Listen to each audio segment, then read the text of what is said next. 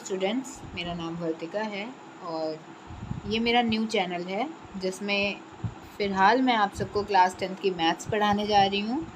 और जैसा कि हम सबको पता है कि क्लास 10th की मैथ्स में टोटल 15 चैप्टर्स हैं, जिसका फर्स्ट चैप्टर है हमारा वास्तविक संख्या। और हमें पता है कि वास्तविक संख्या में टोटल 4 एक्सरसाइज हैं। तो आज इस वीडियो में हम सब फर्स्ट एक्सरसाइज के बारे में पढ़ेंगे। फर्स्ट ऑफ ऑल हम सब फर्स्ट एक्सरसाइज के बेसिक के बारे में पढ़ेंगे एंड देन हम उससे कुछ क्वेश्चन सॉल्व करेंगे। तो चलिए स्टार्ट करते हैं। वास्तविक संख्या चैप्टर का नाम है। तो वास्तविक संख्याओं के बारे में जानने से पहले हम संख्या के बारे में जानते हैं। तो मुख्य रूप से संख्या जो होती है वो 2 प्रकार की होती है।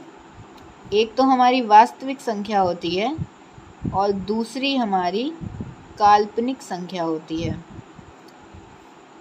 तो वास्तविक संख्या में तो कई सारी संख्याएं आती हैं, जैसे कि पहली तो हमारी आती है प्राकृतिक संख्या एंड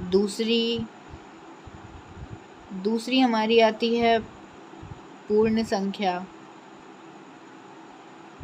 एंड तीसरी हमारी आती है परिमेय संख्या और चौथी आती है अपरिमेय संख्या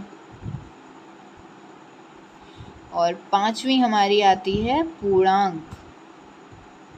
ये रही हमारी वास्तविक संख्याएं। और रही बात काल्पनिक संख्या की, तो ये एक ऐसी संख्या होती है जिसकी रियल वैल्यू हम डिफाइन नहीं कर सकते हैं। जैसे कि एग्जाम्पल से समझते हैं, जैसे कि x² + 2 = 0 एक इक्वेशन है, तो मतलब एक समीकरण है। तो इसे सॉल्व करते हैं अगर, तो x² = -2 आता है और x = √-2 आता है, प्लस माइनस के साथ। तो ये देखो, हम रूट में माइनस लगा हुआ है तो इसे हम डिफाइन नहीं कर सकते हैं। तो ये ऐसी जितनी भी संख्याएं होती हैं, एग्जाम्पल √-3, √-5, ऐसी जितनी भी संख्याएं होती हैं वो सब काल्पनिक संख्या में आती हैं। फ़िलहाल ये हमारा टॉपिक नहीं है, क्योंकि इसके बारे में हम क्लास 11th में पढ़ेंगे। फ़िलहाल हमें क्लास 10th के सिलेबस को कवर करना है, तो 10th में फ़िलहाल हमें इसके बारे में जानना होगा। तो प्राकृतिक संख्या के बारे में तो आप जानते ही होंगे, है ना। प्राकृतिक संख्या मतलब नेचुरल नंबर्स, जिसे हम n से डिफ़ाइन करते हैं। इसमें 1, 2, 3 ऐसे करते करते इन्फिनिट तक आती है, अनंत तक आती हैं संख्याएं। पूर्ण संख्या, इसे हम w से डिफ़ाइन करते हैं। इसमें 0 होता है और 0 के साथ साथ सारे नेचुरल नंबर्स होते हैं। परिमेय संख्या ऐसी संख्या होती है जिसे हम p/q के रूप में लिख सकते हैं, जहाँ q ≠ 0 होता है। जैसे कि 1/2 हुआ, 2/3 हुआ, ऐसे सो ऑन कई सारी संख्याएं होती हैं। लेकिन 1/0 नहीं हो सकता, क्योंकि यहाँ पे q = 0 आ गया, तो ये हमारी परिमेय संख्या नहीं होगी। लेकिन इस तरह की संख्याएं हमारी परिमेय संख्याएं होंगी। अब बात करते हैं अपरिमेय संख्या की। तो अपरिमेय संख्या वो सारी संख्याएं होती हैं जिसे हम p/q के रूप में नहीं लिख सकते हैं, जैसे कि √2 हुआ, √3 हुआ। अगर एक वर्ड में डिफ़ाइन करना हो तो हम इसे ऐसा कह सकते हैं कि रूट में कोई भी अभाज्य संख्या। अभाज्य संख्या क्या होती है? अभाज्य संख्या होती है जो कि केवल स्वयं से डिवाइड हो, वो अभाज्य संख्या कहलाती है। तो जैसे कि √3 हुआ, ये सारी संख्याएं अपरिमेय संख्या कहलाती हैं। अब बात करते हैं पूर्णांक की। ये हमारा इम्पॉर्टेंट है क्योंकि ये हमारे टॉपिक में इंक्लूडेड है। तो पूर्णांक एक संख्या के रूप में परिभाषित किया जाता है जिसे एक भिन्नात्मक घटक के बिना लिखा जा सकता है। जैसे 0 हुआ, 4 हुआ, तो इसे हमें दशमलव में नहीं लिखना। जैसे कि 0 है, 4 है, ये सब हमें p/q के रूप में नहीं लिखना है। वैसे तो अगर हम कहें तो अपॉन में 1 होता ही है, बट फिर भी एक लॉजिकली देखें तो इसे ये p/q के रूप में नहीं है, डिफाइन नहीं है p/q के रूप में। और पूर्णांक संख्या कौन सी नहीं होंगी? तो जैसे 0.98 है या 9.27 है, तो ये सारी संख्याएं हमारी पूर्णांक संख्याएं नहीं होंगी। ठीक है। तो अगर आप कहेंगे तो इसकी डिफिनेशन भी हम आपको लिखा देंगे अच्छे से प्रॉपर। फ़िलहाल हम बेसिक जानना चाहते थे, तो ये हमारा बेसिक था। अब इसमें इस चैप्टर में इस एक्सरसाइज में एक है इम्पॉर्टेंट प्रमेय, जिसे कहते हैं यूक्लिड की प्रमेय। तो चलिए उसके बारे में थोड़ा सा जान लेते हैं। यूक्लिड की प्रमेय,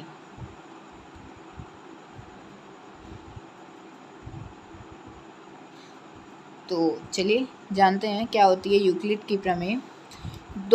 अगर कोई दो धनात्मक पूर्णांक हो, पूर्णांक तो आप समझ ही चुके हैं फ़िलहाल, तो अगर कोई दो धनात्मक पूर्णांक हो जैसे कि a और b है, तो अगर a और b एक धनात्मक पूर्णांक हैं और इसमें a और b का संबंध ऐसा है कि a बड़ा है b से, तो अगर a और b बड़ा है b से तो a को हम इस रूप में प्रदर्शित कर दें कि bq प्लस r। अब bq प्लस r क्या है? b तो हम जान ही रहे हैं, b तो वो पूर्णांक ही है जो पूर्णांक संख्या में दी हुई है, वो ही है। लेकिन q क्या है और r क्या है? तो r हमारा शेषफल है जो कि 0 से बड़ा हो सकता है और b से छोटा हो सकता है। ये कंपलसरी है, ये होना ही चाहिए, तभी इस प्रॉपर्टी को फॉलो करेंगे। फॉलो करता है यार। अब चलिए एग्जाम्पल से समझते हैं, ऐसे थोड़ा कम ही समझ में आएगा। जैसे मान लीजिए a और b एक संख्या दी हुई है, जैसे a हमारा 230 है, वैसे बड़ी डिजिट ले ली है लेकिन फिर भी चलो ठीक है। a हमारा 230 है और b हमारा 1 या 10 है। ओके, b हमारा 10 है। अब चलिए देखते हैं कैसे इसे समझेंगे। अगर b हमारा 10 है तो a इक्वल टू a, मतलब 230 को हमें इस तरह से रिप्रेजेंट करना है कि b मतलब 10 इंटू 10 के फॉर्म में q के साथ में। q हमारा क्या होता है? q हमारा भागफल होता है। q हमारा क्या होता है? भागफल होता है। डिवाइड तो आप सबको आता ही होगा, चलिए डिवाइड के माध्यम से इसे समझ लेते हैं। जैसे 230 है ना, इसे रफ वर्क में समझते हैं। 230 है और 10 हमारा b है ना, तो 10 से डिवाइड करेंगे तो 10 2 ज़ा 20, 3 आ जाएगा, फिर 10 3 ज़ा 30, कैंसिल आउट हो गया ना। अब देखिए हमारा 23 जो आया, ये 23 हमारा q है, तो इसे कैसे लिख देंगे? 10 इंटू b तो हमारा 10 हो गया और q हमारा 23 है, 23 प्लस r हमारा क्या होता है? r हमारा शेषफल होता है, जितना हमारा रिमाइंडर बचा। ये क्या है? ये तो फिलहाल 0 ही है ना, तो ये हमारा 0 बचा। तो देखिए इस प्रॉपर्टी को फॉलो कर रहा है ना। r जो हमारा आया वो या तो 0 के बराबर है तो 0 है ही, या तो फिर r से छोटा होगा, 0 से बड़ा होगा, लेकिन b से छोटा होगा। ओके, सो ये हमारा यूक्लिड प्रमेय होता है। ठीक है, आई होप कि आपको समझ में आ गया होगा। चलिए अब कुछ क्वेश्चन सॉल्व करते हैं फर्स्ट एक्सरसाइज की। एक्चुअली बात ऐसी है ना, ये मेरा फर्स्ट वीडियो है तो थोड़ा सा नर्वस हूँ मैं, तो अगर मुझसे कहीं भी गलती हो जाए तो प्लीज़ थोड़ा सा इग्नोर करिएगा। चलिए स्टार्ट करते हैं, क्वेश्चन सॉल्व करते हैं। तो बुक्स तो आपके पास होंगी, अगर नहीं होगी तो मैं PDF टेलीग्राम चैनल पे PDF अवेलेबल करा दूँगी, एक टेलीग्राम चैनल क्रिएट करके। ओके, तो क्वेश्चन मैं नोट कर देती हूँ और बोल के भी आपको बता देती हूँ कि क्वेश्चन है क्या। क्वेश्चन दिया हुआ है कि निम्नलिखित संख्याओं का HCF, मैं आपको दिखा ही देती हूँ। एक्चुअली मेरी बुक एक्चुअली पुरानी है, so please don't mind it. देखिए क्वेश्चन लिखा हुआ है, निम्नलिखित संख्याओं का HCF ज्ञात करने के लिए यूक्लिड विभाजन एल्गोरिथम का प्रयोग कीजिए। तो हमारा फर्स्ट क्वेश्चन है 135 और 225। तो यूक्लिड विभाजन एल्गोरिथम तो आपको समझ में आ ही गया होगा। चलिए क्वेश्चन नोट करके सॉल्व करते हैं। फर्स्ट क्वेश्चन है हमारा 130। तो चलिए हम इस क्वेश्चन को सॉल्व करते हैं। हल, अब इसमें देखिए छोटा कौन सा है? छोटा 135 है, तो यहाँ पे b हमारा 135 हो जाएगा। एंड ए हमारा 225 हो जाएगा। अब इसे हमें लिखना कैसा है, यूक्लिड के अकॉर्डिंग इसे हमें a is equal to b q plus r के फॉर्म में लिखना है। तो चलिए स्टेप 1 स्टार्ट करते हैं।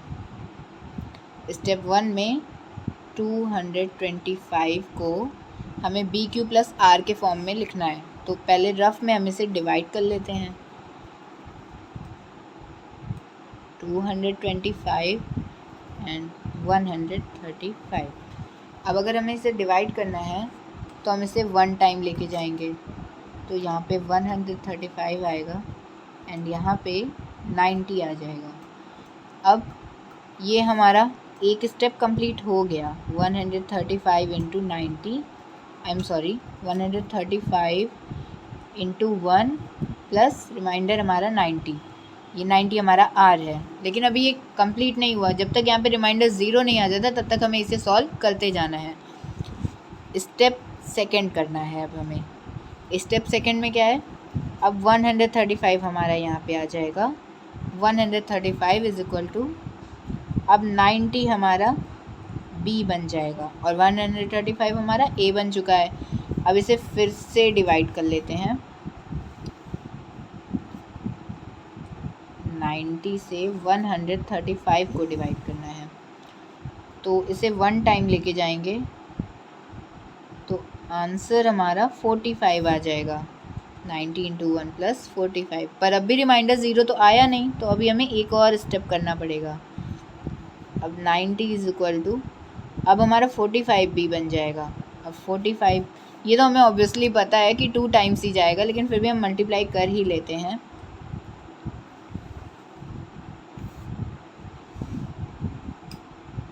अब हमारा रिमाइंडर जाके 0 आया। तो अब हमारा आंसर क्या है, हमारा आंसर हमें चाहिए क्या था, हमें HCF चाहिए था। तो जिससे हमने लास्ट में डिवाइड किया, या फिर जो रिमाइंडर 0 सबसे लास्ट में जो रिमाइंडर आया उसके जस्ट ऊपर वाली संख्या जो भी होगी, उसके ऊपर उसके जस्ट पहले वाले स्टेप में जो भी रिमाइंडर आएगा हमारा, जो भी शेषफल आएगा वही हमारा HCF होगा। तो यहाँ पे आंसर क्या हुआ, यहाँ पे हमारा आंसर 45 हुआ। यानी कि 135 एंड 225 का HCF हमारा 45 हो जाएगा। ओके, चलिए अब हम अपना सेकंड क्वेश्चन सॉल्व करते हैं।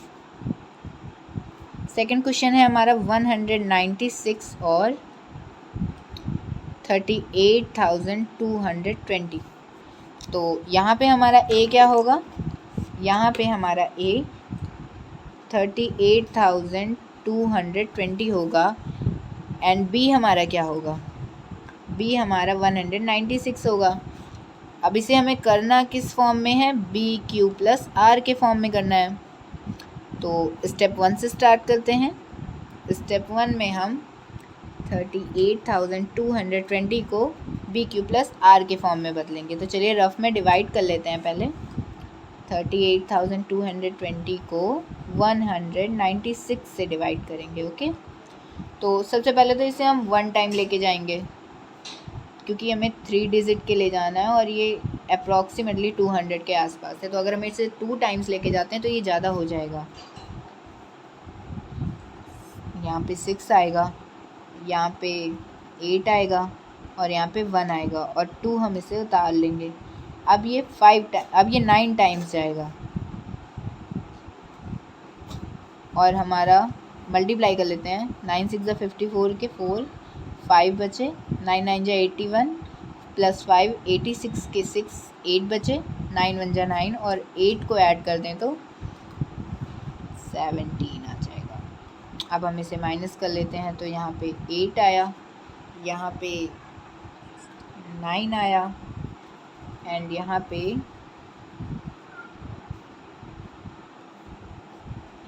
पे ये दोनों कैंसिल हो जाएगा और हमारा 0 बच रहा है। अब हम इसे कितनी टाइम्स ले जाएंगे, 5 टाइम्स लेके जाएंगे।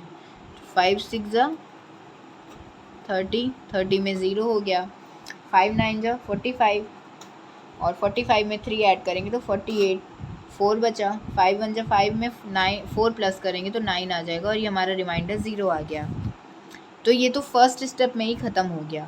196 इंटू 195 प्लस 0, रिमाइंडर हमारा 0 आ गया। तो अब तो इसके ऊपर तो कोई स्टेप है ही नहीं जिसका रिमाइंडर हम HCF के रूप में लिखेंगे। तो दूसरी बात हमने क्या कही थी कि जो सबसे लास्ट स्टेप में जिससे हम डिवाइड करते हैं, तो यहाँ पे हमारा आंसर 196 ही होगा। हमें क्वेश्चन से ही आंसर मिल गया। तो आंसर क्या हुआ हमारा 196, और इट मीन्स 196 एंड 38,220 का HCF 196 है। मज़ा आ रहा है? चलिए अब क्वेश्चन नंबर 3 सॉल्व करते हैं। 867 और 255। अब यहाँ पे हमारा A और B क्या है? यहाँ पे A हमारा 867 है एंड B हमारा 255 है। अब इसे किस फॉर्म में लिखना है? A = BQ + R के फॉर्म में लिखना है। तो इसे हम बॉक्स में डाल देते हैं। चलो स्टेप 1 करते हैं। स्टेप 1 में हमें 867 को BQ + R के फॉर्म में करना है। तो पहले हम इसे डिवाइड कर लेते हैं रफ वर्क में। 867 को किससे डिवाइड करना है? 255 से। तो 255 को हम फर्स्ट टाइम कितने टाइम ले जाएंगे? 3 बार लेके जाएंगे। तो हमारा कितना आएगा? मल्टीप्लाई करते हैं। 3 5 जा 15, 5 हो गया, 1 बचा। फिर से 3 5 जा 15, 1 बचा हुआ था तो 16 के 6, फिर 1 बचा, और 3 8 जा 24 और 1, आई एम सॉरी 8 से नहीं 2 से करना है। 3 2 जा 6, 1 7। अब इसे हम माइनस कर देते हैं। तो 7 में से 5 जाएंगे तो 2 बचेगा, यहाँ तो 0 हो गया और यहाँ 1 बचा। ये तो नहीं ख़त्म हुआ फर्स्ट स्टेप में। चलो देखते हैं कहाँ तक जाता है। 255 इंटू 3 + 102। अब स्टेप 2 करते हैं। स्टेप 2 में हमारा B क्या बनेगा? A हमारा क्या बनेगा? 255 बनेगा। क्या बनेगा? 255 बनेगा। और B क्या बनेगा? 102 बनेगा। गुड, 102। अब हम इसे डिवाइड करते हैं रफ वर्क में। 255 एंड 102। अब हम इसे फर्स्ट कितनी बार लेके जाते हैं? 102 को कितनी बार लेके जाएंगे? 2 टाइम्स लेके जाएंगे। तो 2 2 जा 4, यहाँ पे 0 और यहाँ पे 2। अब इसे माइनस कर लेंगे तो यहाँ पे 1 बचा, यहाँ पे 5 बचा, और ये तो कैंसिल हो गया। ये तो अब भी नहीं रिमाइंडर 0 आया। देखते हैं कहाँ तक जाता है ये। चलिए स्टेप नंबर 3 करते हैं। अब स्टेप नंबर 3 में हमारा A क्या बनेगा बताओ? हमारा A 102 बनेगा। अब = B क्या बन जाएगा? 51 बन जाएगा। वैसे यहाँ तो हमें आंसर दिखने लगा है। इस स्टेप में 0 आ ही जाना है, क्योंकि यहाँ पे 50 को 2 टाइम्स करते हैं तो 100 आ जाता है, और 1 और 1 2 बन जाता है। पर फिर भी हम लोग डिवाइड कर ही लेते हैं 102 51 से। तो 2 टाइम्स लेके गए और 102 आया और रिमाइंडर 0 आ गया। तो इसमें हमारा आंसर क्या हुआ? इसमें हमारा आंसर क्या हुआ जल्दी से बता दो। 51 हुआ, क्योंकि यहाँ तो हमारे लास्ट स्टेप के ऊपर रिमाइंडर है तो यही हमारा आंसर है। इट मीन्स 867 और 255 का HCF क्या आएगा? 51 आएगा। तो आज की वीडियो में बस इतना ही पढ़ते हैं, और आई होप कि मेरी मेहनत बहुत अच्छी तो नहीं होगी, क्योंकि फ़र्स्ट टाइम है तो सुधार करने में भी टाइम लगता है, धीरे धीरे इम्प्रूव होगा। बट फिर भी जितना भी था अपनी तरफ से बेस्ट करने की कोशिश की। अगर आप लोग को मज़ा आया हो, या फिर आप लोग को उम्मीद है कि आप लोग मेरे साथ रहना चाहते हो और पूरी मेहनत करना चाहते हो, तो मैं भी आप सबका पूरा साथ दूंगी और पूरी मेहनत करूंगी। तो प्लीज़ चैनल को लाइक एंड सब्सक्राइब करिएगा और अपने दोस्तों के साथ शेयर करिएगा। बाकी फिर मिलते हैं नेक्स्ट वीडियो में। Thank you for today.